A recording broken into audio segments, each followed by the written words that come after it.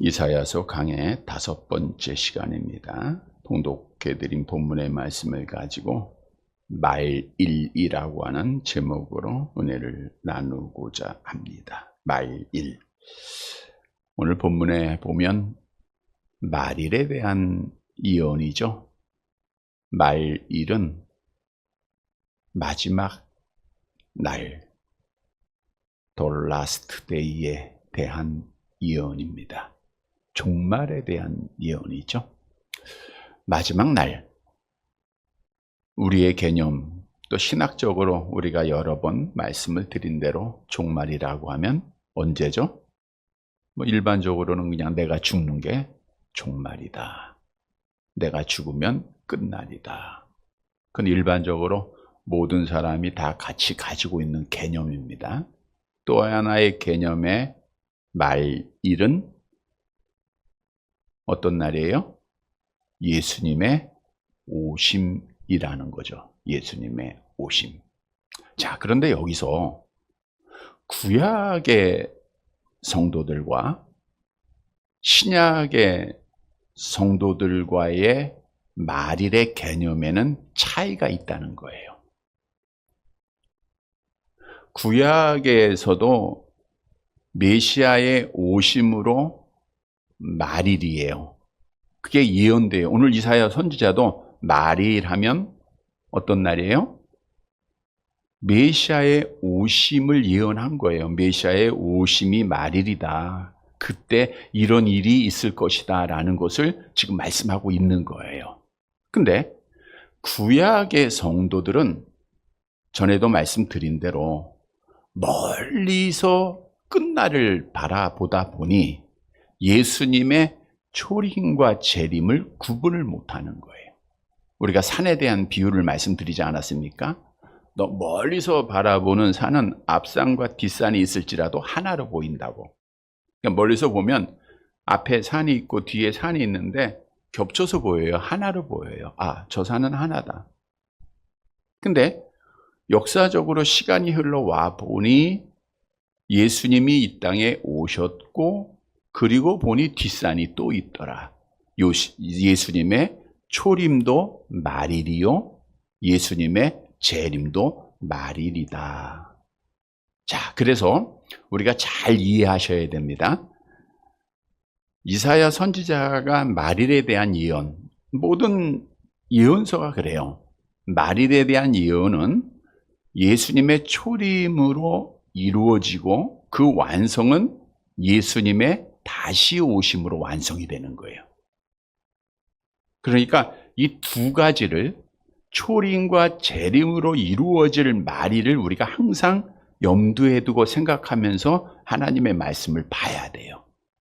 굉장히 좀 어려운 생각인데 이런 생각을 우리가 꼭 가져야 됩니다. 다시 말씀드립니다.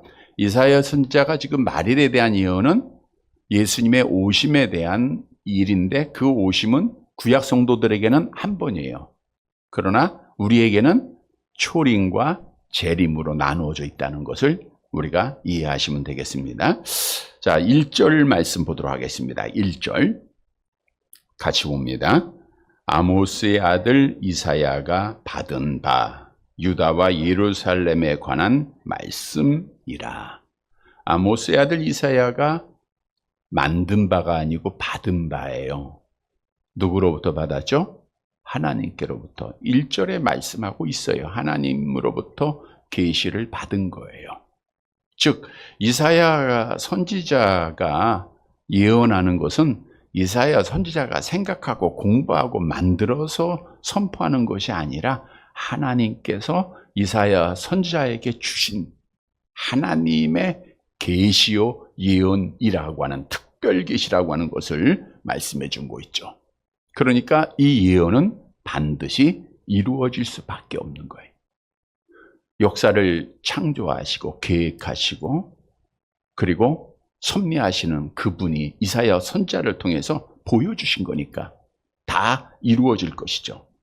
따라서 오늘 말씀을 통해서 말일에 이런 일이 이루어질 거구나, 이런 일이 일어나는구나 라고 하는 것을 우리가 깨닫고 소망하면서 말일을 확신하고 기다리는 사랑하는 성도들이 되시기를 간절히 바랍니다. 첫째로 말일에 교회가 굳게 서서 만인들이 모여지게 된다는 거예요. 본문 2절 말씀을 함께 보도록 하겠습니다. 2절.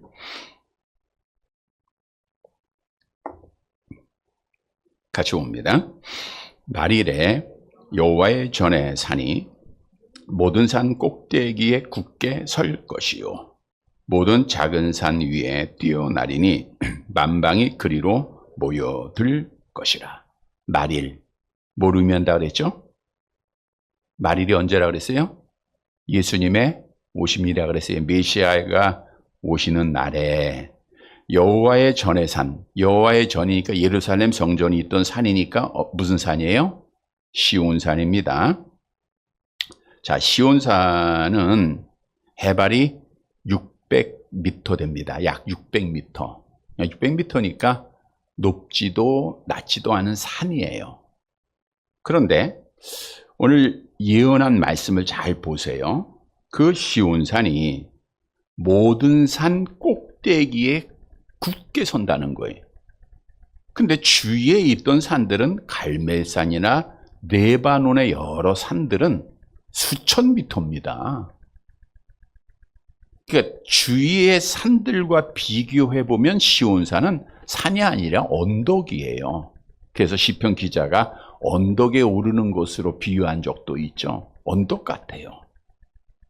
또한 주위의 알프스 산맥이나 히말리아 산맥과 비교하면 산으로 불리울 수가 없는 거예요. 뭐 산이 자라는 것도 아니고 개벽이 이루어지는 것도 아니고. 그런데 이사야 선지자가 보세요. 말일에는 어떤 일이 일어나는가? 그 언덕처럼 작은 시온산이 그 수천 미터 되는 모든 산 위에 어떻게 된다고요? 굳게 서게 된다는 거예요. 그보다 높게 서게 된다. 모든 산을 다 지배하는 산이 된다라고 말하고 있는 거예요. 물론 이 말의 뜻은 문자적으로 이해가 되지는 않죠. 이 말의 의미는 말일은 뭐라고요?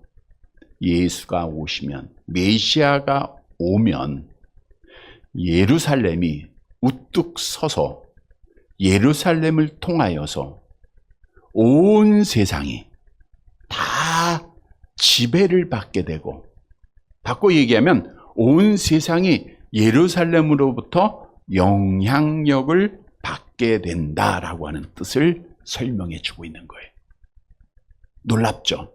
그러니까 아주 작아요, 시온산은. 예루살렘도 아주 작습니다. 지금 뭐 전쟁 한참 일어나고 있지만 아주 작은 나라잖아요. 근데 그 예루살렘이 말일에는 세워져서 온 세계에 영향을 미치는 우뚝 쓴 곳이 될 것이다 그랬어요. 또 하나 예언이 있어요. 만방이 그리로 모여들 곳이다. 그래서 만방이라고 하는 것은 모든 족속을 말하고 있어요. 예루살렘에 우뚝 서서 거기에 많은 족속들이 다 모이게 된다. 이 모여든다는 이 말씀의 원문의 뜻은 막 시냇물이 흘러서 바다로 들어가는 모습처럼 꼬리에 꼬리를 물어서 계속해서 쉼없이 몰려든다라고 하는 것을 강조한 겁니다. 자, 그러면 이사야 선자의 예언은 누가 준 거예요? 하나님이 주었고, 이 예언은 이루어졌을까요? 안 이루어졌을까요? 이루어졌죠. 물론 완성은 언제 된다고요? 예수님의 재림으로 이루어지는 것이고요. 초림으로 어느 정도 이루어졌어요. 보세요. 말일 마지막 날 예수님이 오심으로 이사야 선지자의 예언대로 예루살렘에 하나님의 교회가 세워졌습니다. 우리 예수님이 이 땅에 오셨죠? 그게 말일이에요. 물론 지금 유대인들은 그걸 안 믿어요. 그러니까 이 초림을 안 믿다 보니까 아직도 지금 메시아를 기다리고 있는데 신약 성경을 안 믿고 있고 참 불쌍한 영혼들이죠. 근데 예수님이 오셨잖아요. 오시고 십자가에 죽으시고 하나님 나라로 승천하신 후 약속대로 성령을 그 마가의 다락방에서 기도하는, 한마음으로 기도하는 120여 성도들에게 주셨지 않습니까? 그러니까 불같은 성령을 받은 자들이 나가서 복음을 전하는 거예요. 복음을 전했잖아요. 특히 베드로가 나가서 복음을 전하는데 그가 전한 복음의 내용이 사도행전 2장 36절이죠. 함께 봅니다. 그런즉 이스라엘 온 집은 확실히 알지니 너희가 십자가에 못 박은 이 예수를 하나님이 주와 그리스도가 되게 하셨느니라 하니라. 절기를 지키러 왔던 이방에 흩어졌던 디아스포라죠. 유대인들이 다 모여요. 16개 나라에서 왔는데 사도들이 그냥 말을 하면 자기네 나라 말로 알아듣는 거예요. 자기네 나라 말로. 그래서 이 말을 들었던 자들이 우리가 어떻게 해야 됩니까? 우리가 어찌할꼬 그랬잖아. 어찌할꼬. 베드로가 말합니다. 사도행전 2장 38절 같이 봅니다. 베드로가 이르되 너희가 회개하여 각각 예수 그리스도의 이름으로 세례를 받고 죄사함을 받으라. 그리하면 성령의 선물을 받으리니. 그리고 41절 계속 볼게요. 그 말을 받은 사람들은 세례를 받음에 이날의 신도의 수가 3,000이라. 이게 이제 첫 교회입니다. 그래서 예루살렘에 처음으로 교회가 세워진 거예요. 처음으로 교회가 세워져요. 그래서 사도행전 2장 42절 이하에 보니까 이들이 사도들의 가르침을 받아 교제하며 떡을 떼고 기도에 힘쓰고 그리고 서로 구제하고 그리고 복음을 전하기를 시작하지 않습니까? 자기들끼리 아직 유대인들은 그 예수를 믿었음에도 불구하고 이방인들은 선민사상에 빠져서 구원받을 자격이 없다라고 생각하고 있기에 하나님께서는 저들을 흩으십니다. 스데반 집사의 사건을 통해서 흩으세요. 그래서 스데반 집사의 일로 구브로와 구레네 몇 사람이 안디옥에 가서 헬라 사람, 이방인들에게 복음을 전해요. 그리고 거기에 안디옥에 하나님의 교회가 세워집니다. 사도행전 11장의 사건이죠. 우리 사도행전 11장 20절 21절 같이 볼게요.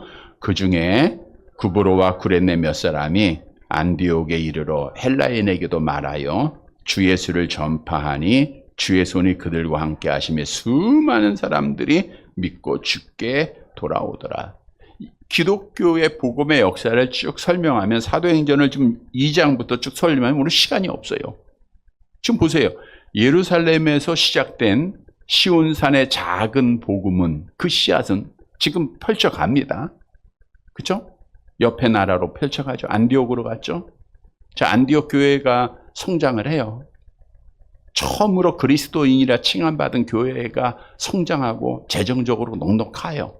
그래서 처음으로 사도 바울을 바나바와 함께 선교사로 파송을 합니다. 소아시아에 가서 교회를 세우게 하죠. 또 2차, 3차 전도 여행을 하게 하죠. 유럽에까지 하나님의 복음을 전하게 하죠. 사도 바울이 로마에 가서 하나님의 복음을 전하게 하죠.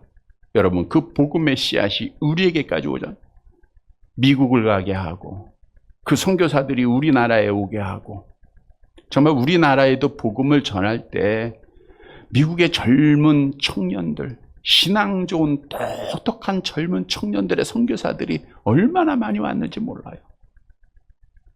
지도에 잘 나오지도 않는 그 작은 나라를 위해서 오직 예루살렘에서 시작된 그 복음 하나 들고 다 온 거예요. 똑똑한 청년들이 와서 복음을 위해서 이 나라를 살린 겁니다. 여러분, 자 보세요. 지금 이사야 선지자가 700년 전에 예언했던 이 말씀이 예루살렘에서 시온산의 그 예루살렘이 지금 세계에 우뚝 섰어요, 안 섰어요? 복음을 통해서 우뚝 서서 그 복음의 영향력이 지금 세계를 지배해야 하네요? 지배하잖아요. 예언이 그대로 이루어진 거예요. 얼마나 놀랍습니까? 물론 완성된 건 아니에요. 완성은 언제 되느냐? 예수님이 재림하실 때 완성이 됩니다. 그래서 예수님께서도 마지막 제자들에게 재림의 징조를 말씀하실 때 이렇게 말씀했죠. 마태복음 24장 14절 함께 봅니다. 이 천국 복음이 모든 민족에게 증언되기 위하여 온 세상에 전파되리니 그제야 끝이 오리라. 즉 아직 오시지 않은 것은 천국 복음이 아직 끝까지 전해지지 않았다라고 하는 것이에요. 그 일을 우리가 해야 된다고 하는 사명이 있다는 것을 또한 말씀하고 있는 거예요. 여러분, 예수님이 이 땅에 오신 목적을 요한복음 6장에서 말씀하지 않았습니까? 39절 같이 봅니다. 나를 보내신 이의 뜻은 내게 주신 자 중에 내가 하나도 잃어버리지 아니하고 마지막 날에 다시 살리는 이것이니라. 예. 하나님께서 선택한 자, 예정한 자죠. 그를 양으로 비유했잖아요. 하나도 잊어버리면 안 되는 거예요. 하나도 잊어버려. 그걸 다 교회로 모여야 되는 거예요. 그래서 베드로후서 3장 8절 9절 계속 봅니다. 사랑하는 자들아, 주께는 하루가 천년 같고 천년이 하루 같다는 이 한 가지를 잊지 말라. 주의 약속은 어떤 이들이 더디다고 생각하는 것 같이 더딘 것이 아니라 오직 주께서는 너희를 대하여 오래 참으사 아무도 멸망하지 아니하고 다 회개하기에 이르기를 원하시는, 여기도 아무도라는 건 택한 백성들입니다.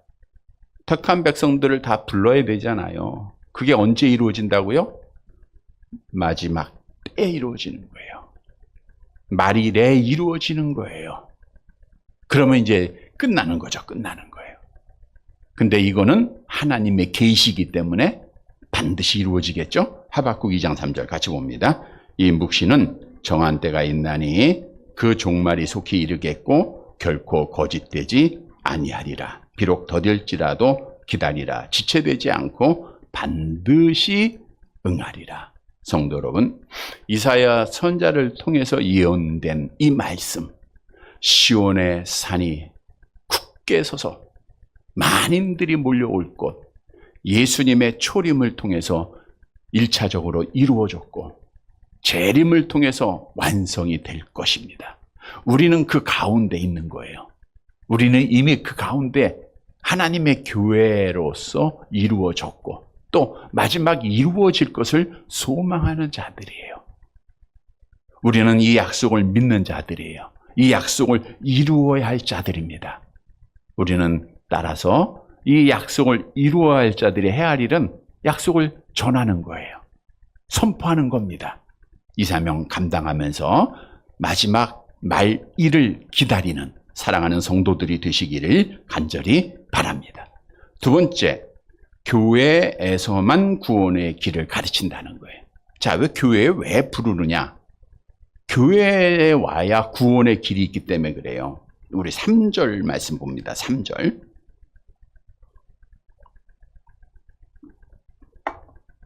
같이 봅니다. 많은 백성이 가며 이르기를 오라 우리가 여호와의 산에 오르며 야곱의 하나님의 전에 이르자.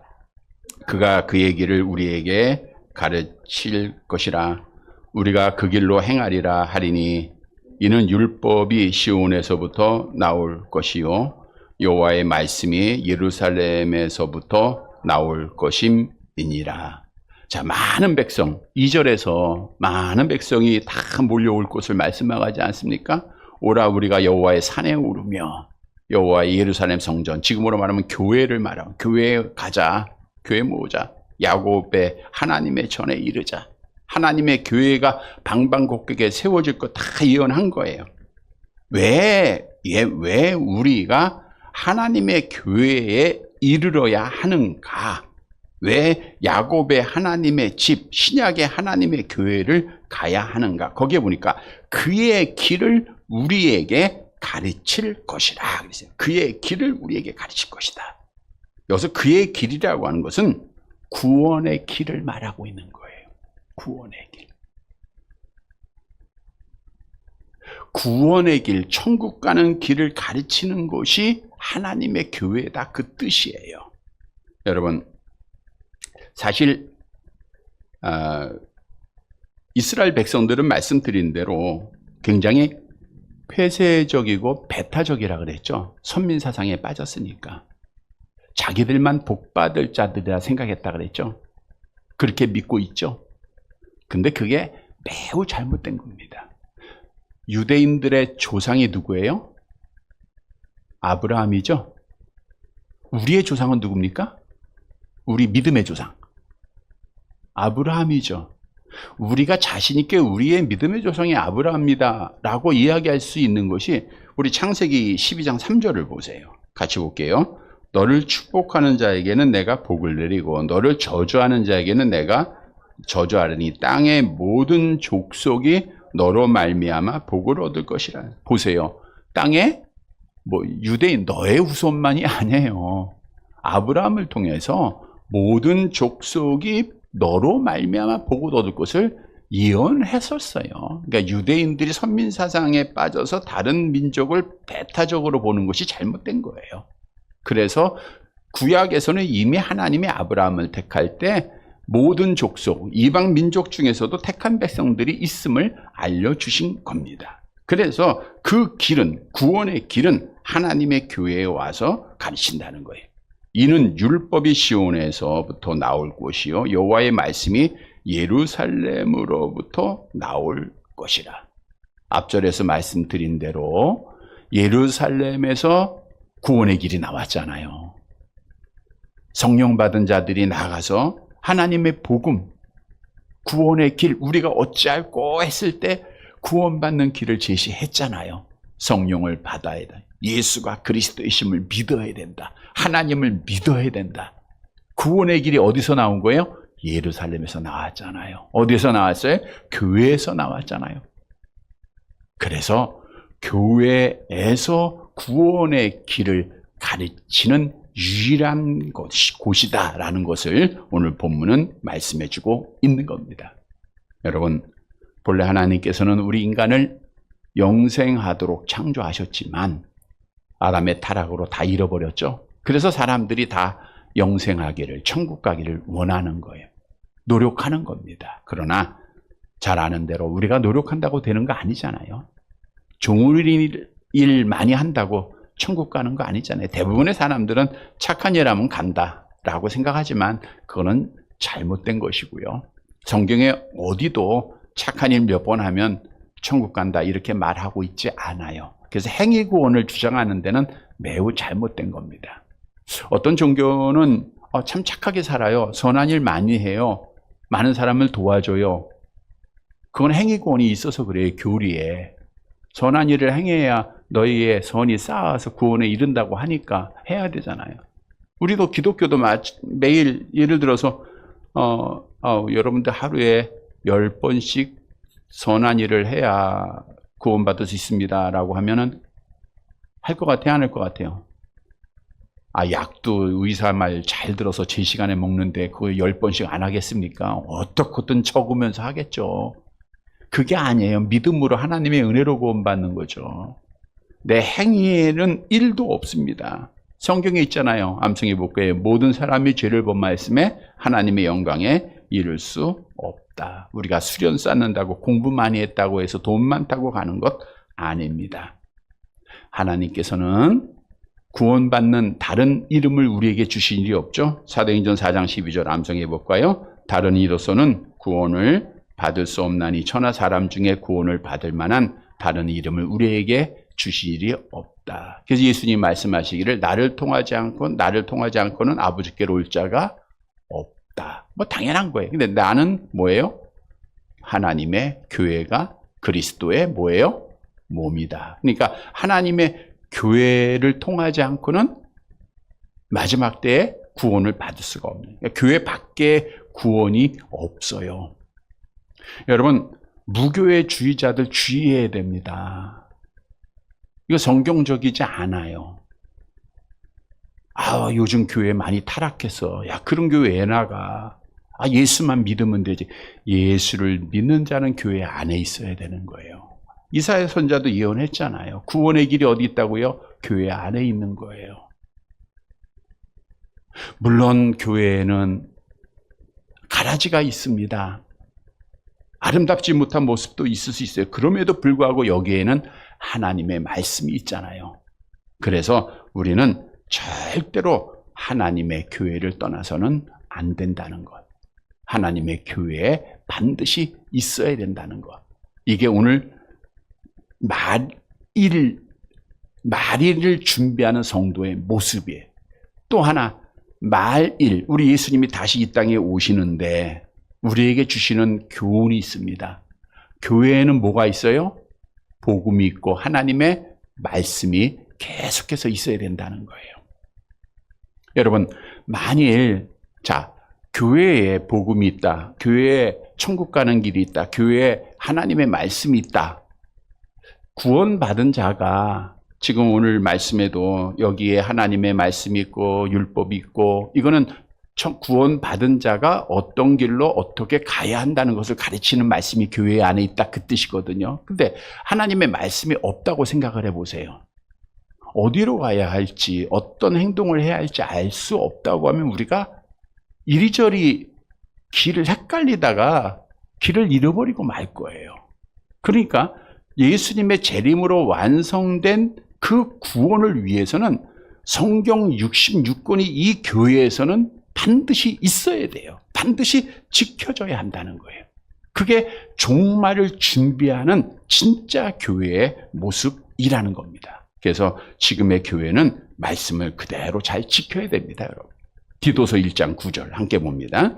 믿은 말씀의 가르침을 그대로 지켜야 하리니 이는 능히 바른 교훈으로 권면하고 거슬러 말하는 자들을 책망하게 하려 함이라. 암송합니다. 이 집은 살아계신 하나님의 교회요 진리의 기둥과, 하나님의 말씀이 진리거든요. 말씀의 기둥과 말씀을 지켜가는 것이 교회입니다. 말씀을 지켜가는 것이 교회예요.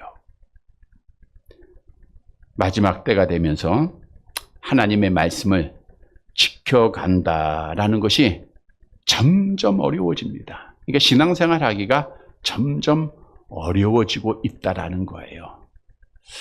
코로나로 인해서 예배드렸던 고소당한 분들이, 우리는 이제 고발당하고 고소당하지 않았잖아요. 그런 분들이 1심에서는 무죄 받았는데 2심에서는 또 정부에서 또 거기서 또 항소를 해서 200만 원씩 벌금을 맞았더라고. 이번에 그저께. 그래서 지금 또 상소 이제 대법원에 갔는데 이제 무죄. 그게 헌법의 종교 자유가 먼저인데 그러니까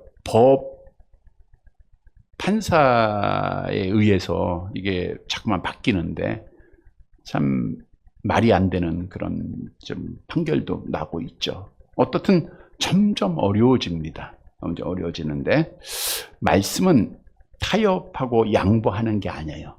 그러니까 여러분 다 양보해도 돼요. 성경 말씀은 그대로 지켜야 됩니다.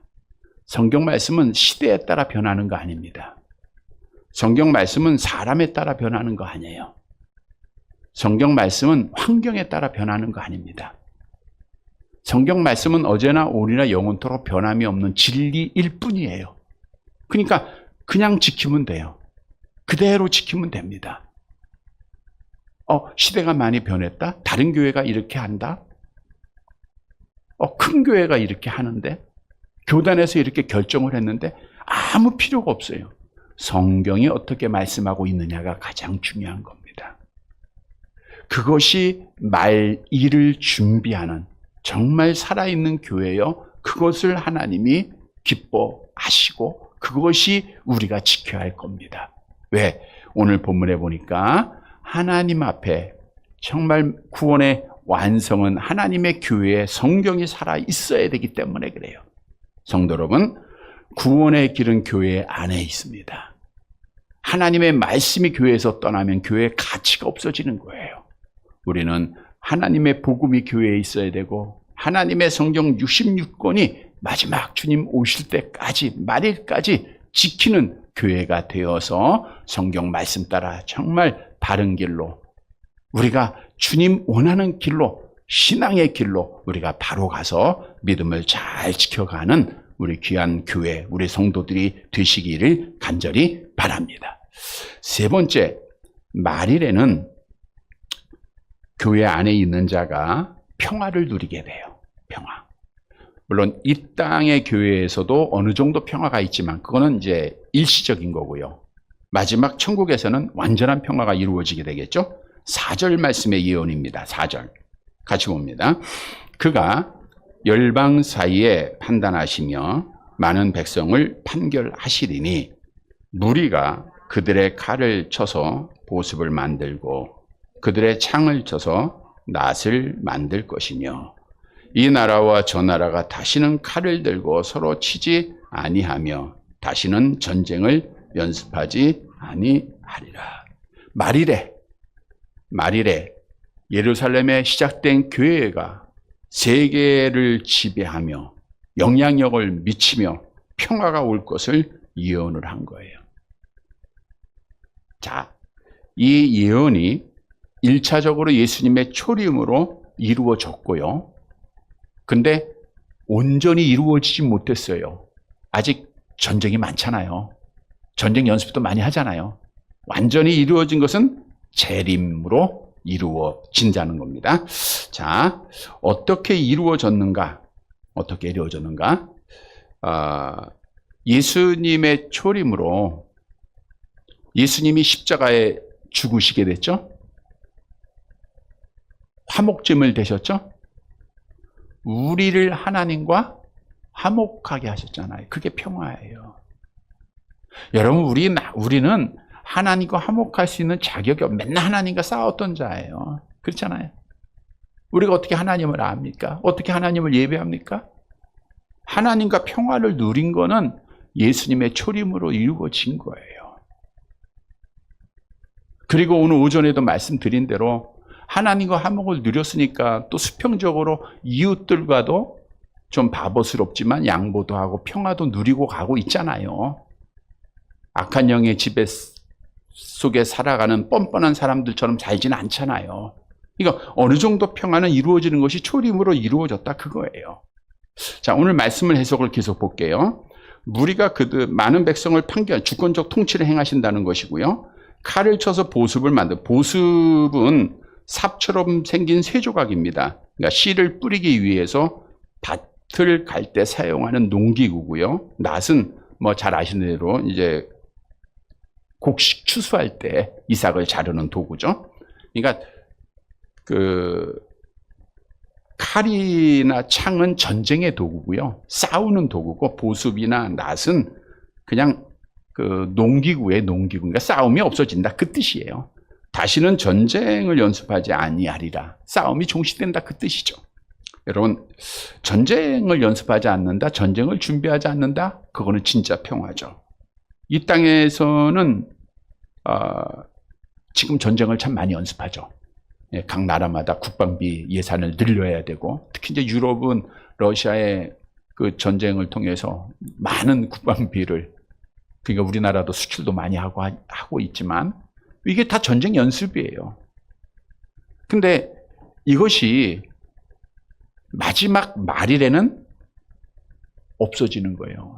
없어요. 천국 가면 이게 완전히 완성될 때는 없는 겁니다. 없는 거예요. 그래서 교회가 세워짐으로, 교회가 완성됨으로는 없어진다 그 뜻입니다. 자, 그래서 중요한 것은 말씀드린 대로 예수님의 초림으로 어느 정도는 완성이 됐다는 거. 1차적으로.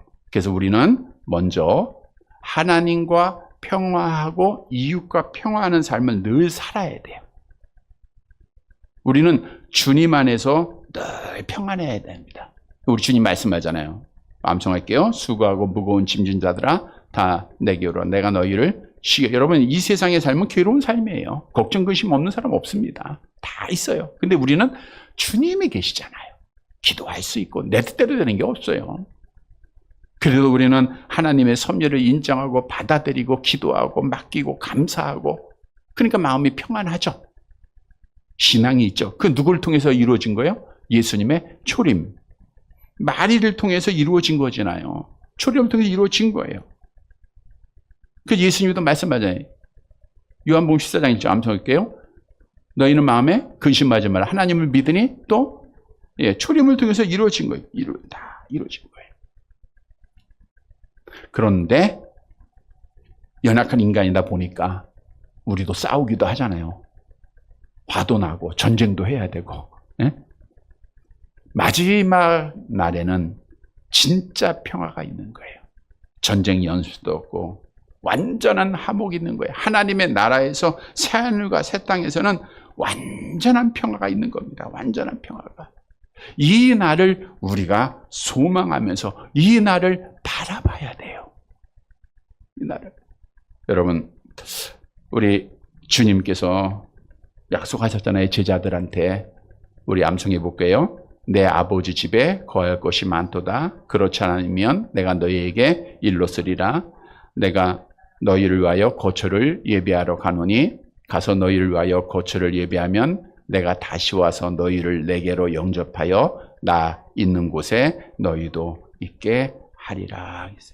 내 아버지 집, 천국의 영원한 처소, 이 하나님의 집, 우리를 위한 집. 여러분, 인생은 나그네 길입니다. 맞춰질 때 우리 주님 다시 오시는 그 말일에 우리 새하늘과 새 땅에서 우린 주님과 함께 영원한 평안을 누리게 될 거예요. 영원한 평안.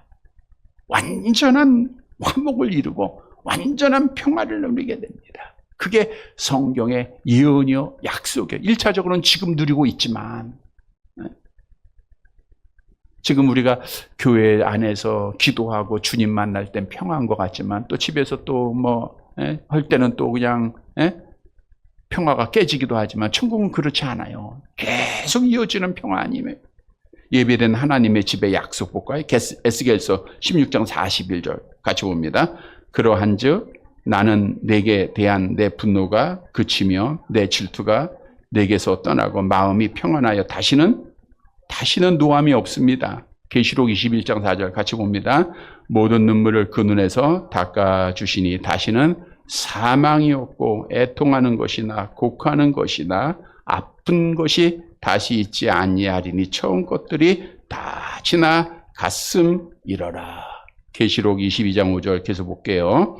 밤이 없겠고 등불과 햇빛이 쓸데없으니 이는 주 하나님이 그들에게 빛이심이라. 그들이 세세토록 왕노릇하리라. 얼마나 좋은 곳입니까? 얼마나 멋진 곳입니까? 올여름 너무 무더웠는데 천국은 에어컨이 있을까요? 없을까요? 필요가 없어요. 보일러도 필요가 없고 그냥 좋은 곳이에요. 거기서 하나님과 함께 거하는 겁니다. 완전한 평화가 있는 겁니다. 기도 안 해도 돼요. 할 필요도 없어요. 아침 예배, 저녁 예배 안 드려도 됩니다. 다 달려왔으니까 또 안 달려도 돼요. 마지막 쉼만 있어요. 기쁨만 있습니다. 찬양만 있습니다. 이게 언제 완성이 돼요? 말일에 완성이 돼요. 얼마 안 남았죠? 우리 달려가야죠. 마지막까지. 우리 초림으로 이루어진 평화가 재림으로 완성이 됩니다. 끝까지 달려서 마지막 하나님 나라에서 새하늘과 새 땅에서 누릴 평화를 우리 소망하면서 끝까지 잘 달려가는 성도들이 되시기를 간절히 바랍니다. 말씀을 정리해 드립니다. 오늘 참 이사야 선지자가 주신 예언은 굉장히 중요해요. 말일에 대한 예언입니다. 말일은 뭘 의미한다고요? 예수님의 오심입니다. 메시아의 오심인데 메시아의 오심을 구약에 있는 성도들은 이해가 잘 안 돼요. 우리에게는 직접적으로 이해가 됩니다. 초림과 재림으로 나누어지는 거예요. 그러니까 초림으로 1차적으로 이루어졌고 재림으로 완성이 되는 거예요. 그러니까 두 가지로 이해해야 됩니다. 그러니까 이사야 선지자 예언은 시온산의 예루살렘이 시온산이 우뚝 쓴다. 그래서 세계에 영향력을 미친다. 이거는 예루살렘에서 교회가 시작돼서 복음이 세계의 모든 곳에 하나님의 교회가 세워질 것을 만방의 모든 사람이 몰려올 것을 말씀하는데 그 예언이 예수님의 오심으로 이루어졌고요. 또 마지막 날 완성이 될 겁니다. 교회에서는 천국 가는 길을 가리키고 또 바른 길을 하나님의 말씀을 가리키는 곳이 유일한 곳이다. 그래서 교회를 떠나면 안 된다. 또 말일에 예수님의 오심으로 우리가 평화를 누렸고 마지막 새 땅에서 마지막 평화가 완성이 된다. 이것이 오늘 주신 예언입니다. 이루어졌고 이루어질 예언입니다. 우리는 이루어진 예언 속에 살아가고 이루어질 예언을 소망하는 자들이에요. 이루어짐을 감사하고 이루어질 예언을 소망하면서 믿음을 끝까지 잘 지키는 사랑하는 성도들이 되시기를 주님의 이름으로 간절히 바랍니다.